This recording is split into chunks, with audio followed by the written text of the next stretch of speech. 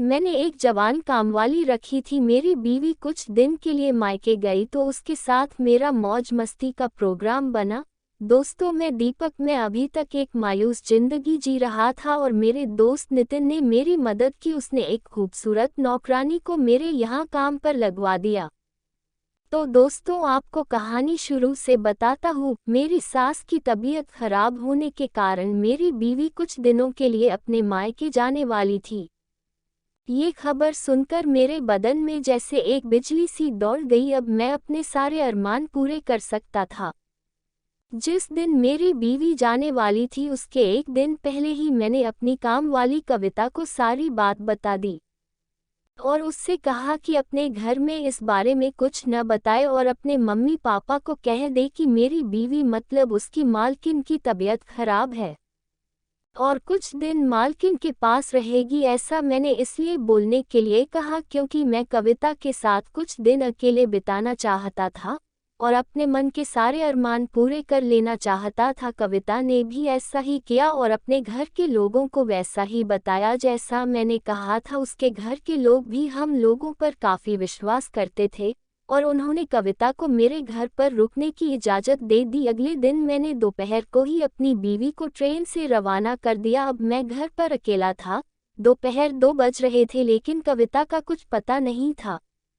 मुझे अभी भी लग रहा था कि पता नहीं वो आएगी या नहीं। उसकी राह देखते हुए शाम के 6 बज चुके थे लेकिन वो नहीं आई। मैंने सोचा कि क्या मैं उसके घर जाकर पता करूं और उसे अपने साथ ले आऊं, लेकिन जल्दबाजी में मैं अभी कुछ नहीं करना चाहता था। मैं घर पर लेटे हुए यही सब सोच रहा था कि दरवाजे की घंटी बजी और मैं दरवाजे की तरफ दौड़ पड़ा। जल्दी से मैंने दरवाज़ा खोला और सामने कविता एक सुंदर सी साड़ी पहने हाथ में एक बैग लिए खड़ी थी। मैंने उसे अंदर बुलाया और सीने से लगा लिया। मैंने सोचा था कि तुम अब नहीं आओगी कविता। ऐसा नहीं था, दिन भर तैयारी कर रही थी, आपके यहाँ रुकना जो था। मैं अच्छा क्या क्या तैयारी की कविता। कपड़े गंदे थे, उन्हें धोया, अपनी ज़रूरत का सामान इकट्ठा किया, तब आई मैं। अच्छा क्या क्या सामान लाए दिखाओ। मैंने कविता के हाथ से बैग लिया और सोफे पर बैठकर देखने लगा। बैग के अंदर कुछ गाउन, साड़ी और उसके कुछ और सामान थे।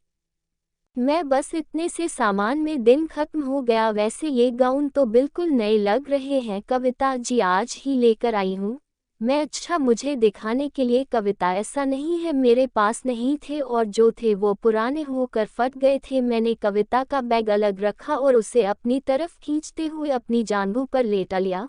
मेरे हाथ उसकी गुजिया और रसगुल्ले को सहला रहे थे। उसने फिर से मना किया और उठकर जाने लगी। मेरे पूछने पर उसने कहा, पहले मैं खाना बना लेती हूँ, खाना खाने के बाद जो करना होगा कर लेना। उसने जल्दी से खाना तैयार किया और हम दोनों ने साथ में खाना खाया। करीब 9 बजे हम लोग फ्री हो गए। अब मुझसे बिल्कुल भी बर्दाश्त नहीं हो रहा था और मेरा दिल कविता को देख देख कर पागल हो रहा था। मैं अब जल्दी से उसकी गुजिया खाना चाहता था। मैं तुझे पाकर काफ़ी खुश हूँ कविता, आज से बस तू मेरा ऐसे ही साथ देगी तो मेरी प्यास बुझती रहेगी। क्यों नहीं दूंगी साहब, आप जैसा मर्द हर किसी को नहीं मिलता। अभी तक तू क्यों नहीं मिली थी, अब तो मिल गई हूँ ना कविता। शायद हम एक दूसरे के लिए ही बने हैं।